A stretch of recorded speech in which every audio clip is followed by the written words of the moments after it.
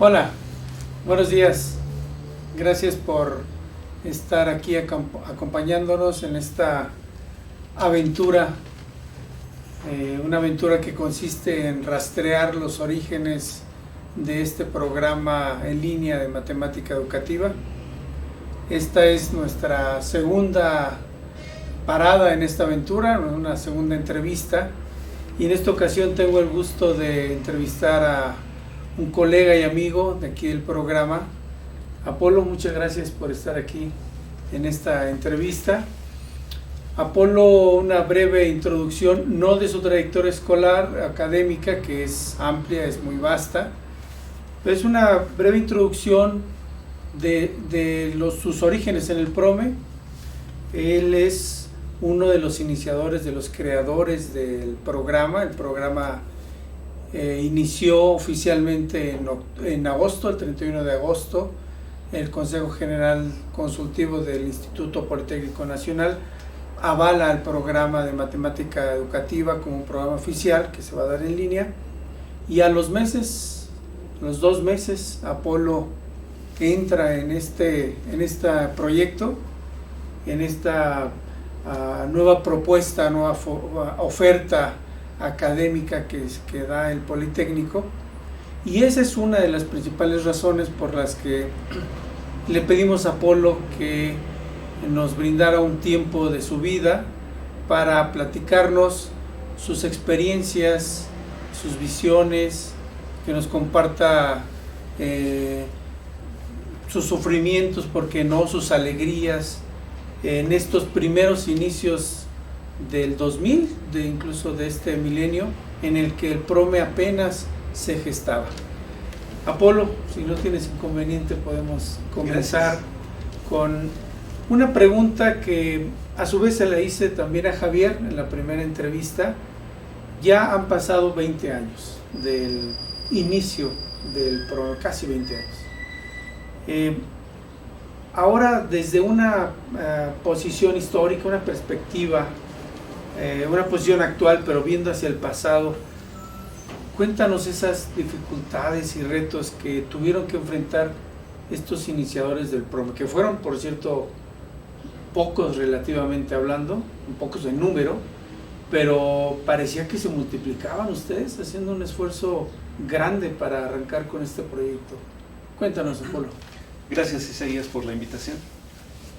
En efecto, el programa inicia en el año 2000 y pues hay que reconocer que es un programa que tiene una nueva propuesta, plantea una forma diferente de ofrecer estudios de posgrados, y esta forma diferente es montado en las plataformas tecnológicas. En el 2000 el internet era pues apenas algunos sitios, algunas páginas web, era muy rudimentario el accesar a internet. El programa realmente fue concebido como un proyecto innovador, aún desconociendo la parte tecnológica. Eso es algo meritorio y sin lugar a dudas que fue algo que no se concebía como en sus partes, en sus pequeñeces, no se podía entender cómo iba a operar. Realmente fue un trabajo de investigar la disponibilidad tecnológica, de resolver muchos problemas tecnológicos, porque si bien la parte académica la teníamos más o menos clara, más o menos digerida, y teníamos idea de cómo organizar esta propuesta académica, la parte tecnológica sí resultó ser un reto muy grande. En primer lugar porque nosotros, los que en aquel momento estábamos colaborando, no éramos tecnólogos. Ahora tenemos, creo que, unos conocimientos mucho más claros sobre las implicaciones tecnológicas. En esos momentos muchas de las tecnologías que ahora disponemos no existían. Entonces era muy complicado organizar un programa de educación, imaginar cómo podrían establecerse las interacciones. Y en algún momento fue ensayo y error. O sea, probar si la tecnología era lo suficientemente conveniente para que los profesores pudieran trabajar sus cursos, y también probar si los estudiantes podían tener esa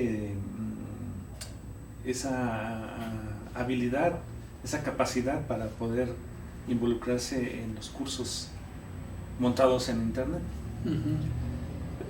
Yo recuerdo que muchos de los profesores que participaron en la primera generación, profesores estudiantes que participaron y se inscribieron en la primera generación, no tenían computadora en casa, no tenían internet. El único internet que tenían era el que les ofrecía la escuela.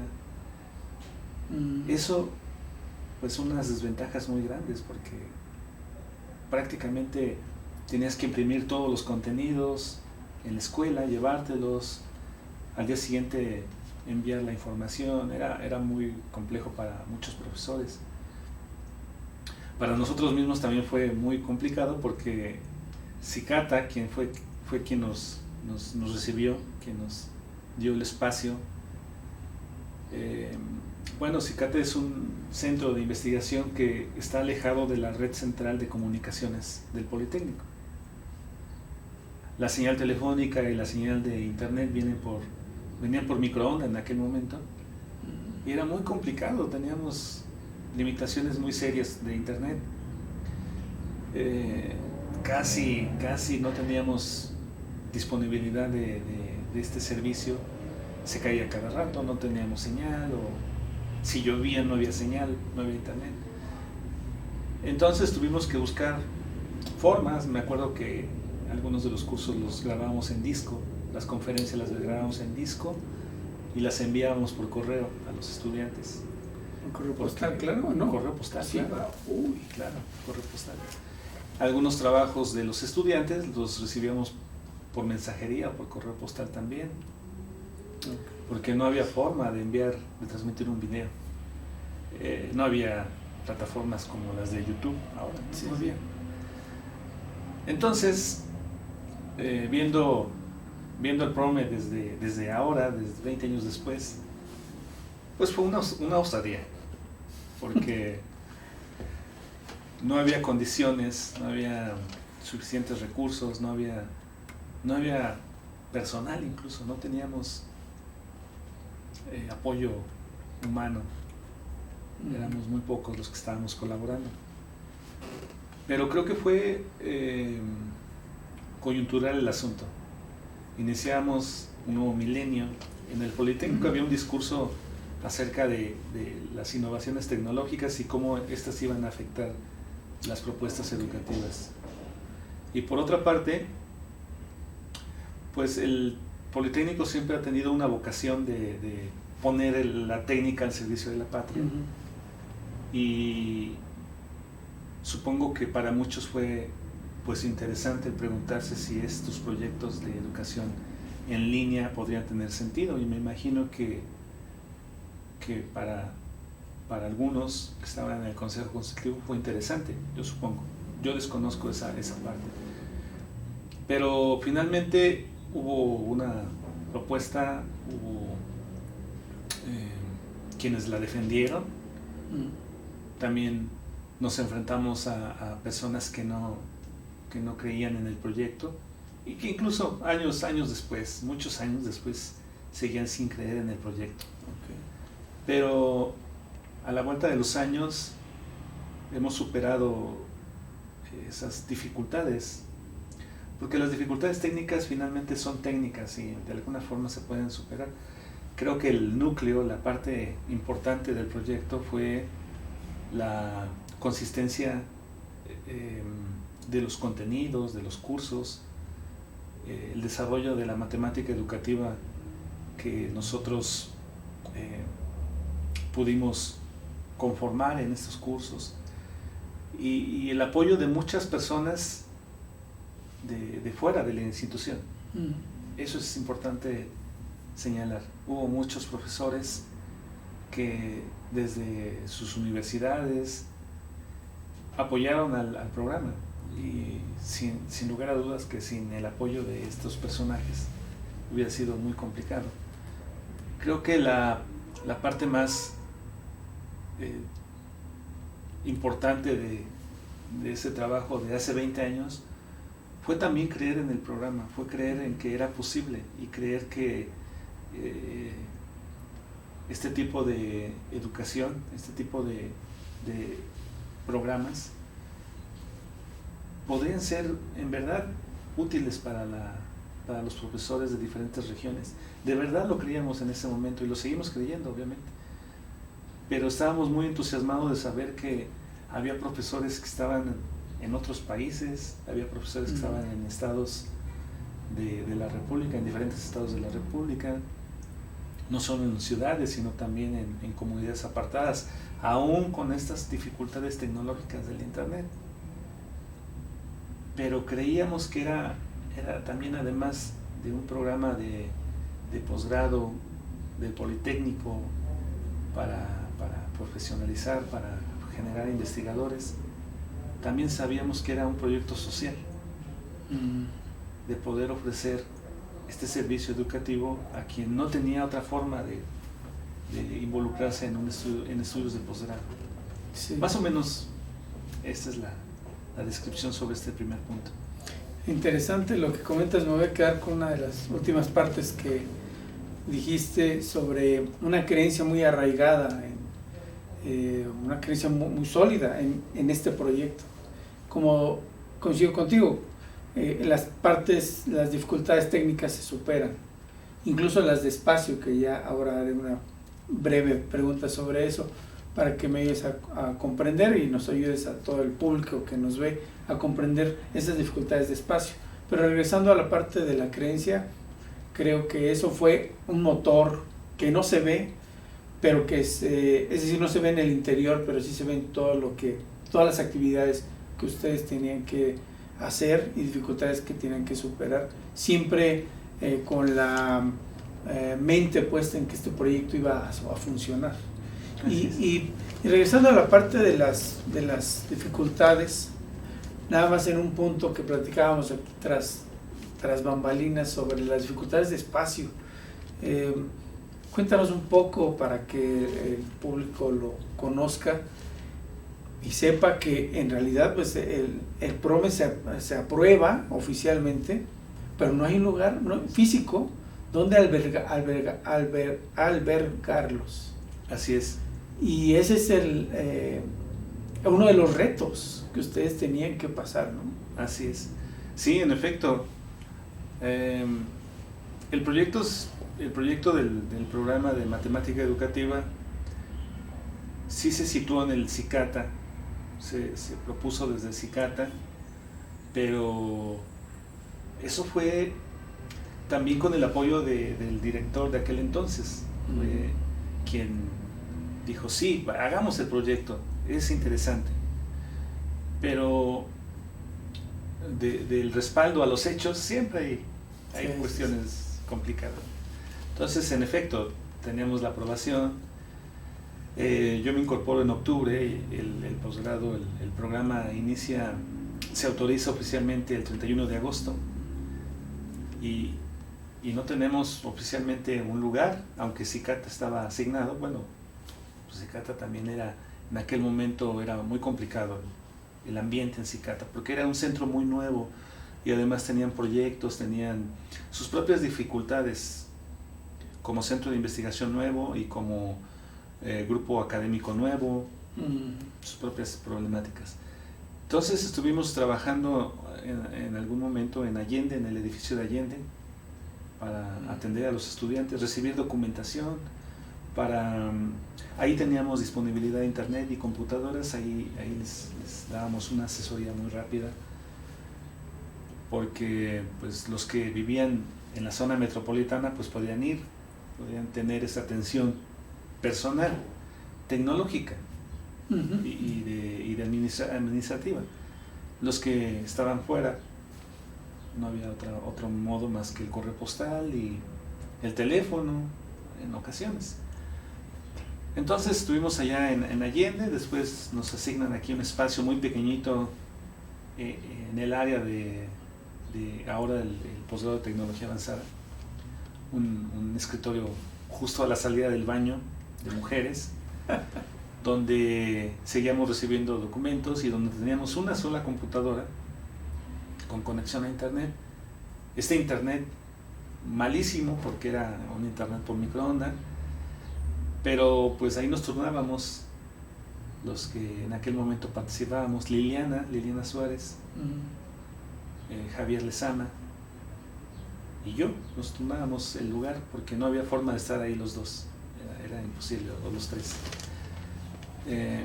Después nos asignaron un espacio ahí cerca del espacio inicial, en donde ya pudimos tener 4 computadoras, nos instalamos, recibíamos a los profesores, teníamos nuestros archivos físicos en la computadora también. Entonces fue ahí el espacio que se conocía como las caballerizas, porque eran unos muros muy bajitos en donde tú te asomabas y se veía todo, pues eran lugares compartidos, era trabajo compartido. Estábamos también con los del Altamira, Tamaulipas, que estaban ahí al lado. Estábamos con los del posgrado de biología molecular, con el doctor Ishiwara. Los del PTA andaban también, algunos ahí en ese espacio, otros estaban distribuidos en algunos lugares. Y llegamos ahí como bichos raros, que este lugar tenía una orientación desde el principio hacia la industria. Nosotros llegamos con este proyecto de educación, con el área educativa, y nos preguntaban si realmente era nuestro lugar. Años más tarde demostramos que efectivamente es un vínculo que nosotros establecemos con las instituciones educativas, al igual que los colegas de física, de tecnología avanzada establecen con las industrias. En esencia es la misma forma de relacionarse con el exterior, vamos. Y ahí es en donde empezamos a trabajar con el proyecto de matemática educativa. Este espacio en donde ahora estamos era un llano, era un comedor, era un jardín. Vale. No existían los cubículos, era un jardín donde los trabajadores tenían el espacio para comer, se hacían fiestas y bueno, en fin. Pero nos apropiamos, eso creo que es una de las cosas fundamentales que nos propusimos desde el principio, apropiarnos. Decir, este es mi lugar, esto es matemática educativa, esto es el espacio donde todos son bienvenidos, pero es matemática educativa. Y poco a poco fuimos capturando recursos, computadoras, poco a poco fuimos organizando nuestro trabajo. Obviamente nuestro trabajo era diseñar los cursos, en algunos casos, en algunos otros casos era apoyar a otros profesores a diseñar los cursos, porque un profesor de la UPN o de otra universidad de Hidalgo, ellos tenían este conocimiento de la matemática educativa, en este dominio de conocimientos de la disciplina, pero la parte tecnológica pues la desconocían, porque además era un proyecto que tenía un funcionamiento muy específico. Entonces habría que apoyarlos, que asistir a las cuestiones que se les dificultaba, y además estar al pendiente del desarrollo de los cursos, si había algún problema técnico, algún problema con los contenidos. Y pues claro, esta doble o triple función, el de apoyar a los profesores, el de estar al pendiente de la parte tecnológica y el estar al pendiente de la parte administrativa, pues era demasiado. Este es un asunto muy complicado. Sí. Demasiado. Y así funcionamos durante muchos años. Estoy hablando de unos 3, 4 años, así funcionamos. Sí, porque en ese sentido eran profesores, eran secretarios de control escolar, mensajeros, También. no hombre, y gestores además del propio programa. Fue una labor de verdad ahora que los escucho, porque con Javier también me da esa sensación de un trabajo, en verdad, sin exagerar, titánico. O sea, resistieron, pues. Y ya nos has dicho sobre algunas de las dificultades que han tenido, que tuvieron en aquellos momentos sobre la tecnología. El 2000 no era, por supuesto, no estaba ni siquiera ni Twitter ni YouTube, no. El internet era malísimo, obviamente Facebook tampoco lo había. Y mira, ahora ya podemos transmitir, gracias a todo el equipo que hay detrás, a Leti en particular y a Manuel, que pueden con Facebook transmitir los exámenes. Digo, en aquel tiempo eran impensables. Sí, si me lo permites, tuvimos la primera experiencia multimedia, la tuvimos en el año precisamente 2001, con la doctora Heréndira Valdés de la UPN, que colaboraba en algunos cursos aquí en el programa, y nos pidió hacer una grabación. No teníamos cámaras, no había cámaras, fíjate, no teníamos ninguna cámara. Hicimos una solicitud al área central del Politécnico y nos ofrecieron un servicio de grabación en la Sala Azul, la famosa Sala Azul. Sí. Y ahí la grabamos, nos dieron el video y pues ya, ahí acabó. Aquí está su video. ¿Cómo hacemos para mandarlo? ¿Cómo hacemos para copiar el video? Era un VHS. Estoy hablando de que era un video VHS. Entonces había que copiarlo a convertirlo a un archivo digital, ese archivo digital grabarlo en un disco. Era complicadísimo meterlo a internet, eso era complicadísimo. Existía esta plataforma de Real Player, pero era complicadísima y no funcionó. Y además no teníamos ancho de banda. Optamos por enviarlo por correo, las conferencias de la doctora por correo postal.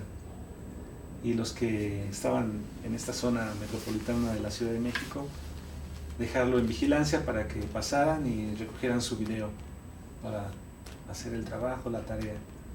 Entonces, de esa dimensión, es decir, teníamos limitaciones bastante serias con la tecnología y eso a lo mejor nunca se pensó en cómo íbamos a hacer estas transmisiones o en este tipo de grabaciones, nunca se pensó cuando se estaba diseñando.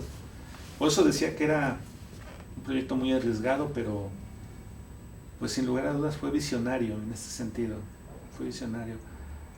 Aunque debo decir honestamente que quienes diseñaron, se encargaron de diseñarlo y quienes lo llevaron a cabo, pues ellos sufrieron todos los problemas, ¿no? Una cosa es diseñarlo. Sí, claro. Y bueno. Sí, pero esto fue, sí. Sí, entiendo que no siempre las ideas van, todas las ideas van acompañadas de las mismas acciones o con acciones correspondientes a esas ideas, porque estoy pensando en los administrativos, en el director general, sí. en el consejo, todos ellos que dicen, bueno, sí lo aprobamos, pero detrás, esa es una acción, pero detrás tiene que ir, es una idea pues, pero detrás tiene que ir acompañada con acciones muy específicas como estas que tú comentas, mandar las conferencias ya grabadas por correo, digo, en un programa que fue diseñado para la no presencialidad. Así es. Eso era, era complejo pues de llevar a cabo. En ese sentido sí comparto tu idea, tu adjetivo, lo mismo que con Javier decía él también, un proyecto visionario, ambicioso. Sí, y yo creo que el planteamiento muy romántico, si me permites la palabra, muy romántico, porque el proyecto inicial pues habla de estas bondades y estas capacidades de la tecnología que son hasta cierto punto ciertas, pero en los hechos, estamos hablando del año 2000, en los hechos era sumamente complicado. En realidad vivíamos en la precariedad tecnológica vista desde ahora, ¿no? Desde el año 2020. Pero pues era lo que había. Entonces pienso que sí, en efecto era un proyecto innovador, revolucionario, pero para quien lo llevó a cabo, pues sí, tuvo que enfrentarse a serias dificultades. Sí.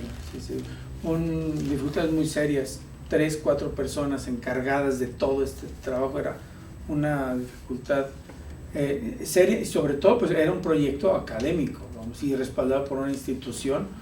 No era un proyecto fácil. Yo le decía a Javier que le agradecía en su momento por, la verdad, y te lo digo ahora, antes de ir cerrando la entrevista y de pasar a una última pregunta, lo digo con sinceridad, yo les agradezco a ti, a Javier, en particular a ustedes dos por ser tenaces, porque sin esto, por supuesto yo no estuviera aquí. Y es un proyecto que a mí en lo particular me gusta mucho. Yo lo veo como te lo hacía saber, como una metáfora, en un tren ya andando, y yo me subí ya en él, pero los que lo echaron a andar, los que le pusieron los rieles, las llantas, todo eso fueron ustedes, y es algo que yo en lo particular agradezco. Son 20 años continuos de un programa que empezó con estas dificultades, ahora tenemos de otra índole, pero ya tenemos más personal y más maneras de resolverlo. Pablo, y para ir cerrando la entrevista, bueno, ya estuvimos un pedazo de este tiempo recordando las dificultades que se tuvieron, también un poco las alegrías, porque también las hubo seguramente, y ahora viendo hacia el futuro, ya no el presente del PROM, el presente creo que lo conocemos, o los que nos ven si tienen oportunidad de ver una mirada, echarle una mirada a las redes sociales donde se transmiten los exámenes, las conferencias, ahí pueden ver el presente del PROM. Pero desde tu punto de vista, ¿qué retos y oportunidades le puedes ver al PROME? ¿Lo ves como un programa consolidado en el nivel, en el ámbito internacional, nacional? Que por cierto, es el único, lo decíamos hace un momento, fuera de la entrevista, es el único o primer programa de matemática educativa en línea en el país. Y si no me equivoco, también en Latinoamérica. Creo que eso hay que resaltarlo, hay que ponerlo pues en un lugar aparte y para considerarlo sobre la importancia del programa. ¿Qué le ves de retos y oportunidades al programa? Sí, por supuesto, es un programa que abrió una mirada diferente a las formas de cómo desarrollar un proyecto académico, sin lugar a dudas. Y el alcance que tiene este programa lo ha demostrado con hechos, la posibilidad de convocar a profesores de diferentes lugares del mundo para reunirse, para discutir, para explicar, para profundizar sobre temas de la matemática educativa. Bueno, pues es una posibilidad enorme, es un espacio, un lugar en donde se pueden reunir, congregar muchas personas. Y esta es una de las ventajas. Ningún otro posgrado tiene esta alta diversidad de profesores que participan, tanto como estudiantes como profesores, como docentes. Y creo que estas bondades del programa pues nos hacen pensar en algunas preguntas como las siguientes. La primera es si la cobertura puede diversificarse aún más. La cobertura puede diversificarse, y me refiero a ofrecer espacios de formación para gente que todavía no tiene aún la posibilidad de estudiar. Me refiero, por ejemplo, a población altamente marginada, profesores marginados o profesores que están en áreas indígenas. Si bien nuestro posgrado ha tenido esta cobertura, bueno, aún creo que todavía tenemos grupos de profesores que difícilmente van a entrar a programas convencionales, programas presenciales de tiempo completo, porque viven en dinámicas sociales muy complejas, muy complejas. Creo que todavía el programa puede ofrecer más a estos grupos de profesores. Otra de las preguntas es si el área de educación a distancia, el área de educación en medios digitales pueda ir evolucionando conforme a la disponibilidad tecnológica. Es decir, podríamos reinventarnos como programa de matemática educativa a la vuelta de los años con esta disponibilidad de tecnología. En el año 2000 no teníamos, como tú lo mencionabas, estas redes sociales, plataformas de comunicación. Difícilmente alguien tenía un celular, difícilmente tenían internet en el celular, muy difícilmente. Pero ahora, ¿cómo debe cambiar el programa cuando los participantes llevan en su celular los contenidos y tienen bases de datos de revistas a la mano y pueden conseguir cualquier tipo de recurso audiovisual? ¿Cómo el programa debe de replantearse ante este panorama, considerando que la orientación inicial del posgrado pues es a partir de estas plataformas, estas tecnologías? Esa es otra pregunta. Otra pregunta, me parece que es importante pensar en la generación de conocimiento, que en mi opinión aún nos cuesta trabajo como posgrado. Es decir, tenemos mucha experiencia, no solo experiencia práctica sobre cómo organizar o cómo resolver algún problema con los cursos, sino también conocimiento sobre estos procesos de aprendizaje de la matemática educativa en medios tecnológicos muy específicos. Por ejemplo, poniendo un caso concreto, ¿de qué forma estos espacios como el Facebook o el Twitter han modificado y han permitido ciertas interacciones y han permitido la conformación de ciertos grupos de interés o comunidades o como se le quiera llamar? ¿Y de qué forma estos recursos o esas tecnologías permiten reconfigurar las ideas, los puntos de vista, los pensamientos sobre matemática educativa en particular? Creo que nos hemos quedado cortos en ese sentido en el programa.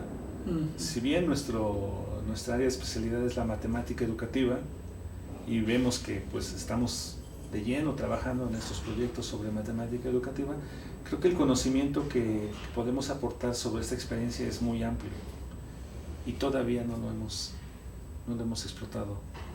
Hay otras instituciones que tienen menos experiencia sobre educación a distancia y han generado mucho más aportes, pero no quiere decir que nosotros no los tengamos, sino más bien no hemos tenido esta iniciativa de poder consolidar esta parte.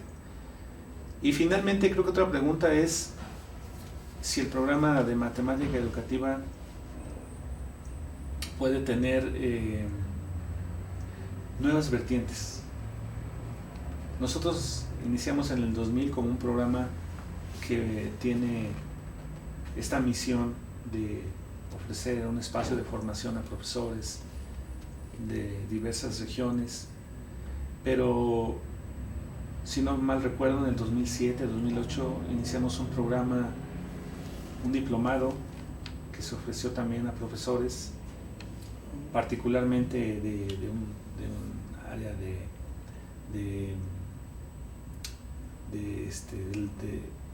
profesionalizante, del área profesionalizante. Y me parece que esa experiencia también fue muy enriquecedora, pero fue una experiencia diferente a lo que es la maestría o el doctorado. Estamos también en un momento en el que las ofertas para formación o actualización pues están apareciendo constantemente, porque también los profesores están buscando espacios que no necesariamente sean en la maestría o el doctorado. Creo que también esta área puede ser interesante, pensar en cursos, pensar en espacios de formación específicos para profesores con preocupaciones y necesidades específicas. Creo que esas cuatro cuestiones son las que por el momento podría compartir. A mí me parece que pensar el PROME al 2030 sería pensar en qué tanto nos hemos reconstruido como programa. Es decir, nosotros como personas tenemos que ir reconstruyéndonos según las circunstancias o según las propias motivaciones personales de cambiar, de involucrarse en nuevas cosas, etc., ¿no? Cómo el proyecto de matemática educativa puede reconfigurarse a partir de su propia experiencia. Creo que ese es un reto importante que sigue en este periodo. Yo creo que lo de la internacionalización es clara, que es un impacto importante. El PROME ha permitido la creación de grupos en otros países, grupos de profesores, ha permitido también el intercambio de muchos profesores y estudiantes, ha permitido la colaboración con otras instituciones, otros grupos. Creo que en esa línea está claro que lo que sigue es seguir fortaleciendo esa parte. Pero, ¿qué se espera del PROME? Creo que esa es una buena pregunta que deberíamos de tratar de responder. ¿Qué se espera del PROME al 2030? Creo que en esa pregunta de qué se espera del PROME en el 2030, las 4 preguntas que tú has formulado, a su vez son respuestas que responden a esa pregunta inicial de qué es lo que esperamos para el 2030. Si fuera esto un artículo de investigación, creo que esas 4 cuestiones que tú has puesto sobre la mesa son como líneas abiertas de investigación, y creo que una de las características que se pueden identificar en el grupo del programa de matemática educativa aquí en Cicata es esta idea de, porque tus preguntas van hacia allá, estas acciones que van encaminadas hacia el aprendizaje, aprendemos como comunidad de aprendizaje. Es decir, que el aprendizaje me estoy refiriendo al programa, a los miembros del programa, que el aprendizaje sea una de nuestras características. Ustedes aprendieron en el 2000 muchas cosas que ahora están, digamos, viendo los beneficios de ese aprendizaje, y creo que ahora, en estos tiempos, yo como integrante del PROME y otros, supongo que también estamos identificando estos momentos como momentos de aprendizaje para que en el 2030 podamos contar con un programa de matemática educativa más sólido. Yo sí visualizo un programa cumpliendo 100 años, como muchos otros programas en la historia de la humanidad que cumplen más de 100 años ofreciendo este servicio. Yo en lo particular quiero agradecer, Apolo, este tiempo de tu vida para recordarnos pues este proyecto, recordarnos lo importante que es iniciar un proyecto y tener fe en ese proyecto. Nuevamente te agradezco el esfuerzo que en aquel momento seguramente hiciste. Muchos creo que también te lo vamos a agradecer, y bueno, por aquí estaremos. Esperemos que en 10 años más estemos ahora platicando lo que en el 2020 hicimos y los nuevos retos que se le van a presentar al PROME. Claro. ¿Alguna otra cosa que quieras? Sí, por supuesto. Gracias, Isaías, por la invitación. Pues yo le debo mucho al PROME, le debo bastante al Politécnico. Durante 18 años serví aquí en el PROME. Ahora ya no estoy aquí en el PROME, pero me siento parte del PROME. Y ahora desde otro lugar, pues miro al PROME y veo que el PROME ha tenido nuevas dinámicas, nuevas formas de ver el propio PROME. Y creo que eso es muy importante. Sin lugar a duda que he dejado mi vida aquí, 18 años estuve aquí, y creo que ha sido una experiencia fantástica. Yo me retiré por otras cuestiones, pero en realidad este es un excelente lugar para desarrollarse profesionalmente. Para los estudiantes, no podrán mentir, los estudiantes han manifestado también esta pues característica del PROME, de poder convocarlos, de poder ayudarles con sus proyectos, de poder participar en su formación académica. Y bueno, pues es un lugar bastante interesante. Gracias, Apolo. Pues bueno, dices que te vas del PROME, pero no te vas, como algunas canciones lo dicen. Que me voy y me voy. No, pero deja de eso, más bien estás aquí con nosotros porque este es parte de tu producto, pues. Entonces, cierto es que estás ahora trabajando también en una institución muy reconocida, como es el CINVESTAB, en el Departamento de Investigaciones Educativas, pero pues tú lo dijiste, tu corazón, tu trabajo y el recuerdo que tenemos de ti hace que tú sigas aquí en el PROME. Muchas gracias. Por más que estés físicamente en el otro lado, pero tú estás aquí con nosotros, porque siempre te hacemos parte del cuerpo docente, aunque oficialmente no lo estés, pero siempre estás aquí en nuestras... Gracias, Apolo. Gracias, Isaías. Gracias a todos por su paciencia en escuchar esta entrevista. Nos vemos en la siguiente.